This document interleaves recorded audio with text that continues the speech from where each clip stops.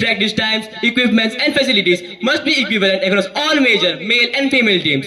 Third, accountability. The law minister will audit all major sports budget and participation annually. Non-compliance will result in immediate sanctions of the sports ministry's funds. This bill is not a symbolic motion. It is a legal requirement for institutional fairness. Support this bill and vote for equality in every game and on every field. Thank you.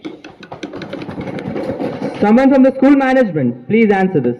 Honorable Speaker and respected members, I rise opposed to this motion. As in our institution, both boys and girls have equal access to sports and athletic opportunities. So, the disparity lies not in the system but in participation choices. As most of the girls opt for academic pursuits and cultural activities not in sports. And this is a matter of preference, not prejudice. So, if equal opportunities already exist, then we should motivate greater participation, not accuse the system of bias. Also, taking girls to district and state level competitions for academic purposes is too risky. They'll have to travel, stay away from home. It's dangerous. We'll have to travel, stay away from home.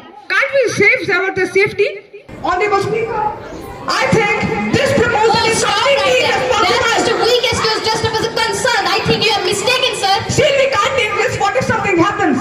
Safety or convenience, you would rather keep them at home because it is easier to avoid responsibility than to take a risk. Sorry to say it is not protection. It's just a presumption of excuses. Still, you can't say that. What if something happens? What if? The classic fear statement. Do you know what starts from what if? Strength, courage and opportunity. Or I guess, respected member, you are allergic to those kind of words. Even then, it is not the same as being at home. अगर ऐसा होता तो सारे काम घर बैठे हो जाता. So girls should be punished with immobility just because we are too afraid to take the risk.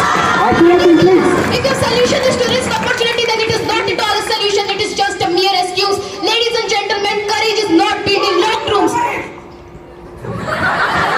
You are talking about courage, but don't you know what will happen if you don't take the blame?